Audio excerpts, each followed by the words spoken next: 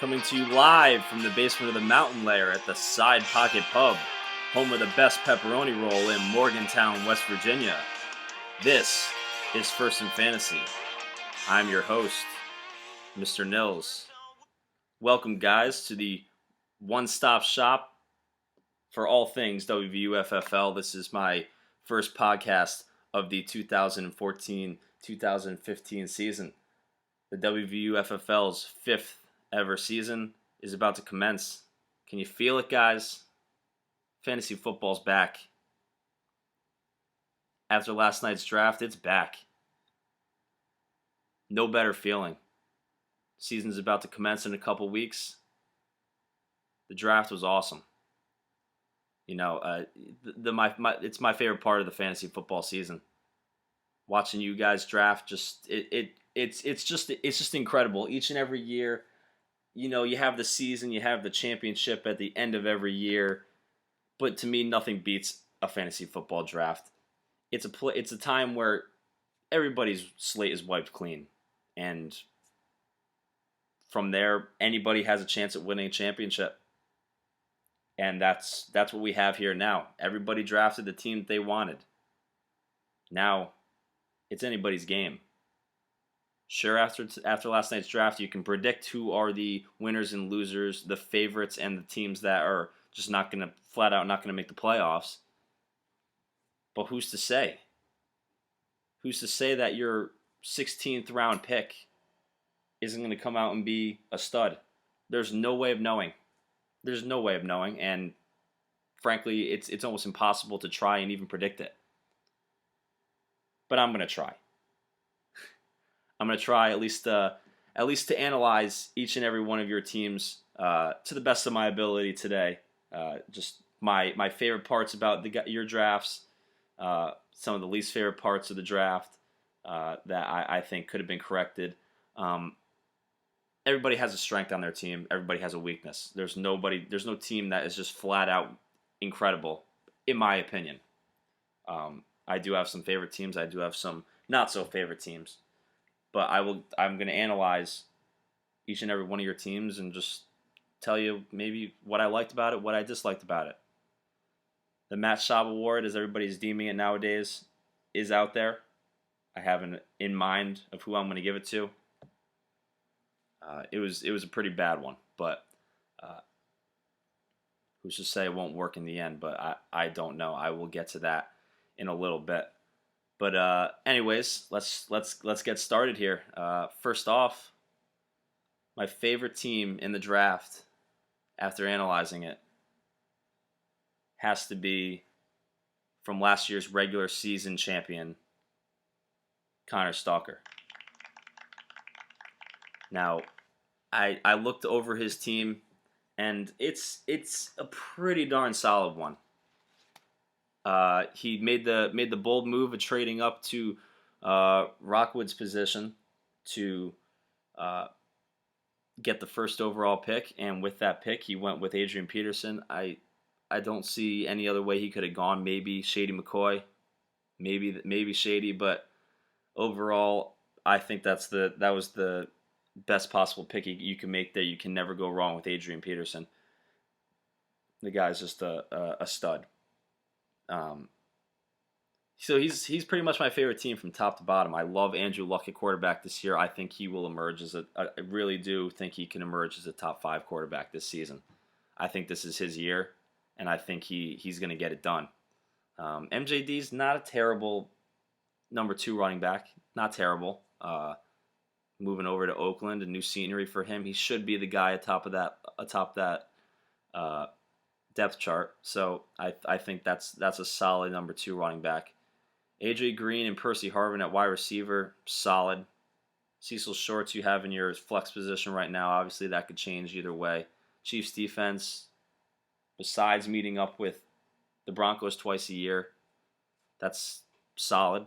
I mean, they had an incredible year. Besides, towards the end of the year, not so much, but they had a solid year last year. One weakness I could find in Connor's game is at tight end. Eric Ebron, I don't know. I mean, the guy's a rookie. He could go either way, and you know how well those Detroit Lions worked out for Connor last season. But I don't know. There's probably better options out there. I mean, he's not the prolific guy that you want in your tight end position. But in round 10, I guess not terrible. So we'll see. That's probably honestly the only real big weakness I could see in your starting lineup.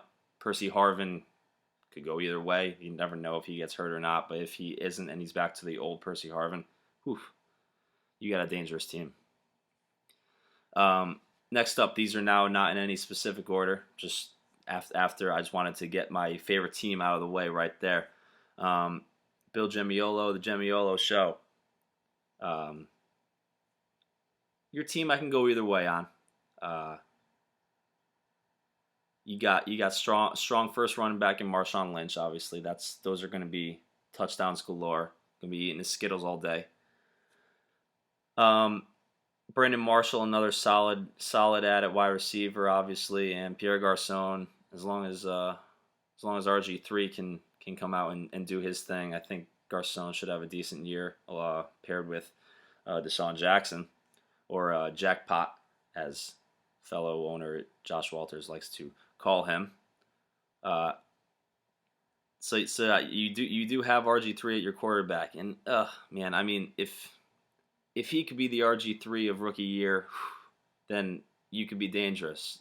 RG3 to Garçon, that could be a dangerous double point advantage for you, Bill. But I don't know. Looking at him in preseason, RG3 just does not look good. He doesn't look good, and he's limping around at times, and I don't know what to think of him. I don't know. Gronkowski at tight end for you. He's the guy who can go either way as well. Who knows whether he'll be healthy or not? I don't know.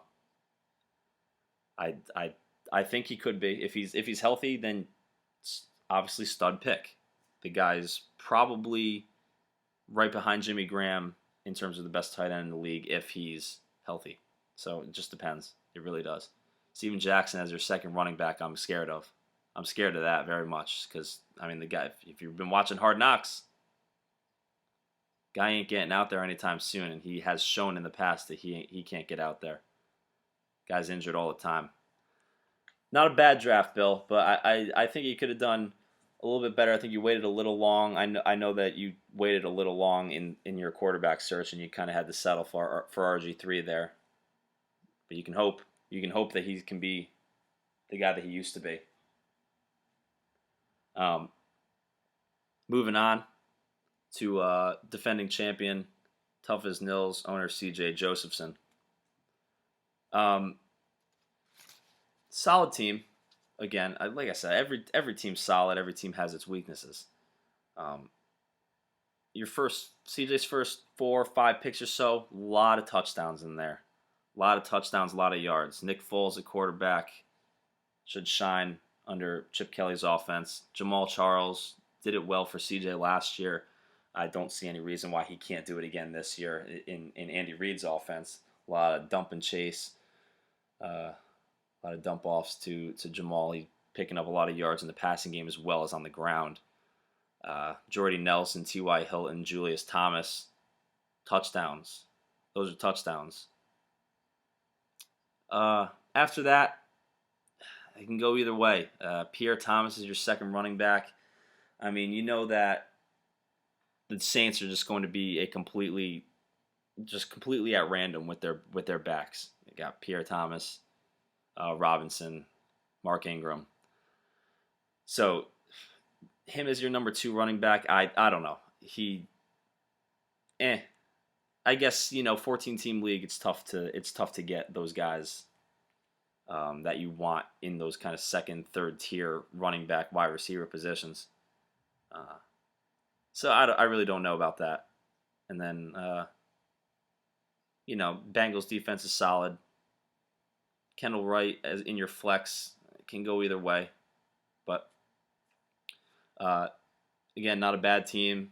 First 4 or 5 picks are fine. After that, it can get a little dicey. We'll see how it works out. Next up, Team Flynn. Jared, I don't know what to think. I really don't when it comes to Tony Romo at your quarterback position. Oh man, I don't know. You can go again. Can go either way. Tony Romo could come out and put up top 5 quarterback numbers, or the guy could remain. He could. I don't know what the deal with his back is, but he's interesting when it comes to fantasy. I really never know what to think of him. Eddie Lacy, solid pick. Thought you picked him a little early there in the first round, at number 5. But I mean, I guess when else are you going to pick him? He's definitely a top 10 running back. Top 10 pick. I'm sorry, I'd say top 6 running back in the league for sure. Should be a solid year for him. Reggie Bush, yeah, can have a solid year. I mean that's a prolific Lions offense. So he had a good year last year. I don't see any reason why he can't have another good year this year. Fitzgerald in Arizona. He's a guy who has all the talent in the world, but really hasn't had anybody throw to him in a long while. Carson Palmer, blah. So Fitz, he's gonna get his he's gonna get his touches, he's gonna get his catches, he's gonna get his touchdowns. You're not gonna see him put up numbers like he used to. Ray Rice in your flex position right now. I'm not sure whether you just did that for the name, because I know you wanted to change your name to something Ray Rice-esque. But, I mean, the guy's gone for 2 games, and then after that, who even knows what kind of role he's going to play in that offense? I don't know. Emmanuel Sanders as your second wide receiver is, I mean, there's not a ton of wide receivers out there in Steeler country anymore, but I don't know. So he could be an interesting one as well. I'm sorry, he actually moved on to Denver, but mixed up that for a second. So, but there's only so much ball to go around in Denver. You got Demaryius out there, you got Julius Thomas. I mean, Welker's hurt, always hurt, so who knows with him. And then Decker's gone, so Sanders kind of replacing him. He should be fine, should be solid. But like I said, only so much ball to go around from Peyton Manning, because he's always distributing to just a million different guys. So overall, not a huge fan of the quarterback, but not a terrible team from there. Antonio Gates is also solid, so we'll see how that one works out. Jeremy, 2-time champion in this league. Disappointed. I'm very, very disappointed. You, sir, receive my pick for the Matt Schaub Award, picking Stephen Gostkowski in the 7th round. Now, I know that some people believe that drafting in the later rounds doesn't really matter. And I say, no. That's not the case. Come on. I mean, you can find value anywhere in this draft if you make the right pick. You really can. You don't know it at the sight of it. You don't, but picking Jeremy, come on, man. You are a 2-time champion in this league. Picking Stephen Gostkowski in the 7th round just is not going to cut it. Why are you?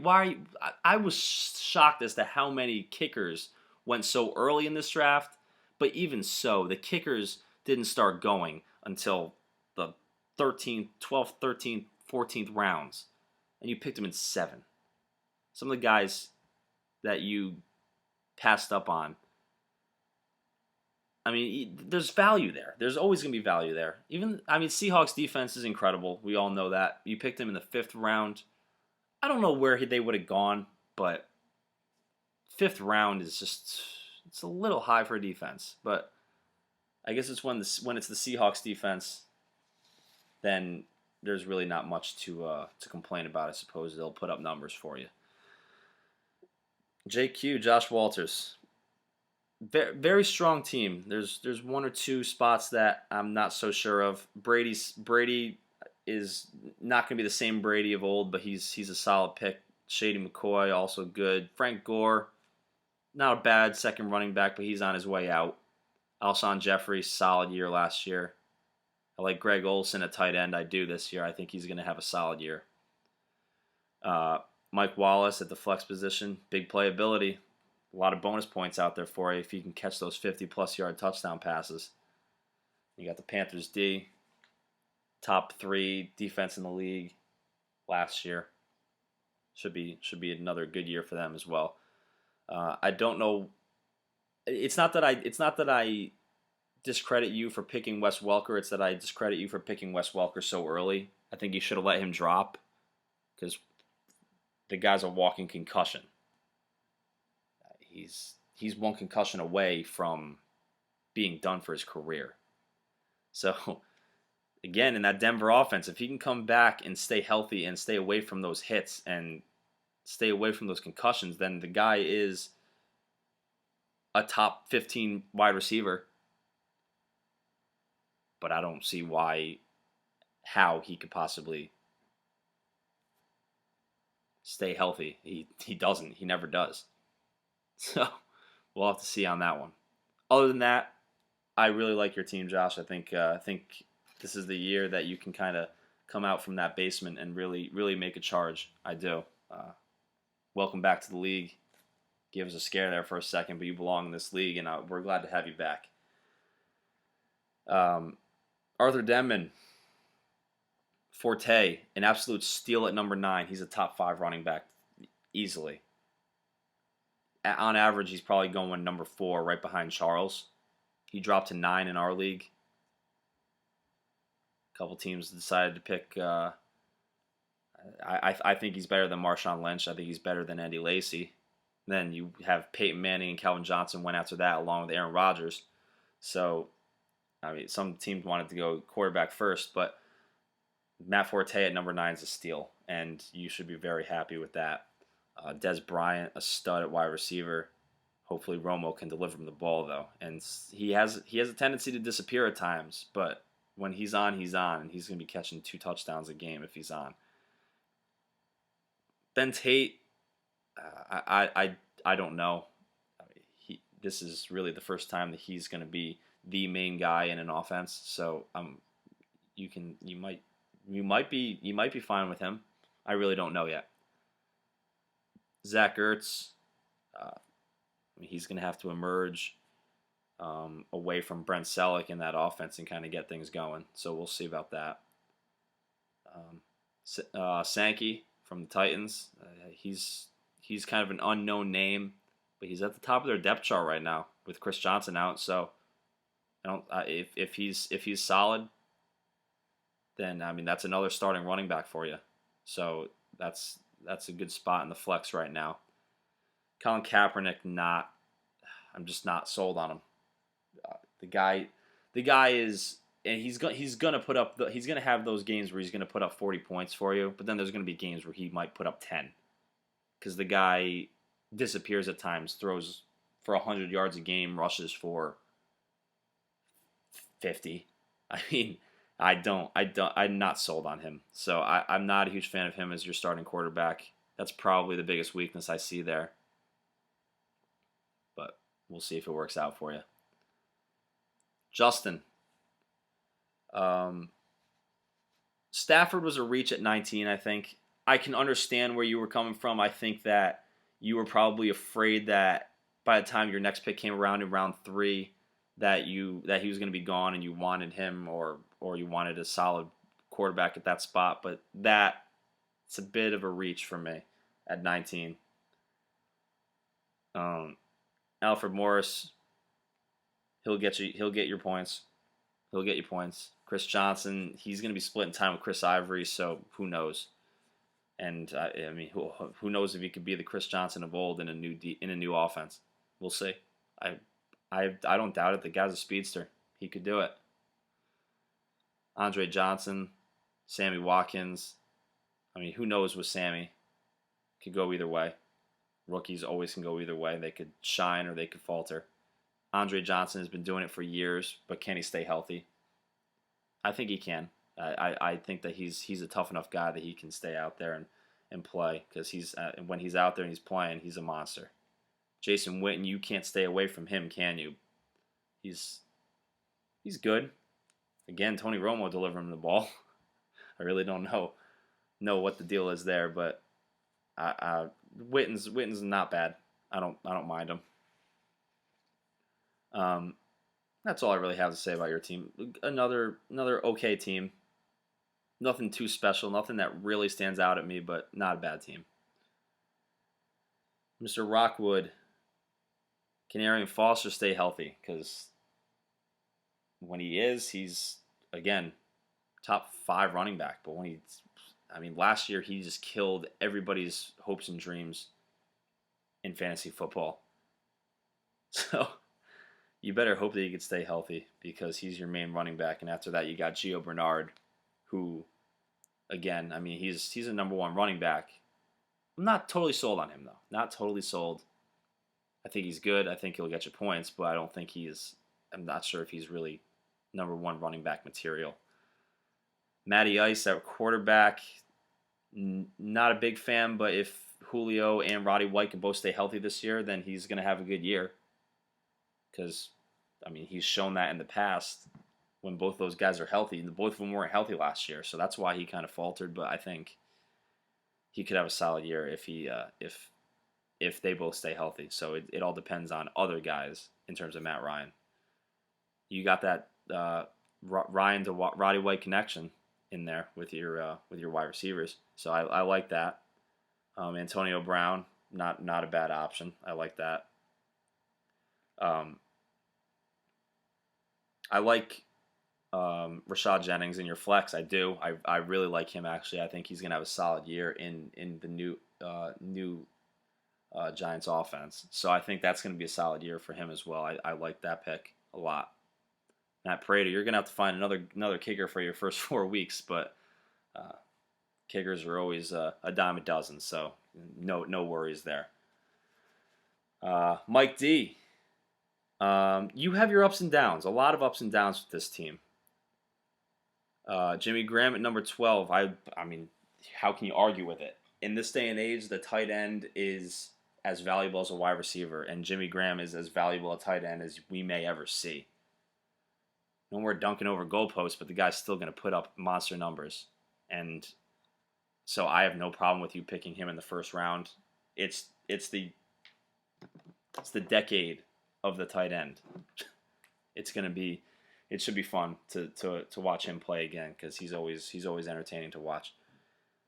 I like DeMarco Murray, the pickup in your second round. I do like that. And then you also got Vernon Davis in your flex. You like I said, normally it would be unheard of to pick 2 of the top 3 tight ends, because you already have one. But we made the change this year in that flex position. Now you could throw 2 tight ends in there. Huge for you. Huge. Jimmy Graham and Vernon Davis should kill it for you. I really like that. Andre Ellington is your second running back, though. Come on. You can find something better than that. I don't even know what to expect from him, but not going to be anything special. Jeremy Maclin, Danny Amendola. Maclin is the main guy in Philadelphia now, so can he do it? We'll see. We'll see if he can stay healthy, too. Amendola, same thing. That's the big key for him, staying healthy. Seems like everybody who comes out of the Rams organization either goes somewhere else or stays put. They can't stay healthy. So Amendola's been hurt his entire career. But if he is healthy, he's solid. But I'm not sure about him as your number 2 wide receiver. Steve, Breeze in the first, don't have any problem with it. Again, I wouldn't pick a quarterback like Breeze in the first round. The guy's incredible, but I think he's more of an early second round quarterback. But I don't think it's that big of a stretch to go up and grab him in the first. Can Julio have a strong comeback? Julio Jones, I think so. He's had he got hurt early last year, so he's got a full year of recovery. I think he'll be fine. I think he'll come back just as strong as ever. Just to take a look at Hard Knocks, he's looking pretty good. Your running backs are suspect. C.J. Spiller, who even knows what to expect from him year to year? He could be. Everybody thinks he could be a breakout running back. Everybody, and then he disappoints. But sometimes he has that big playability. We'll see. I mean, you as a Bills fan, I know that you're hoping for that. So I'd like to see what Spiller can do this year.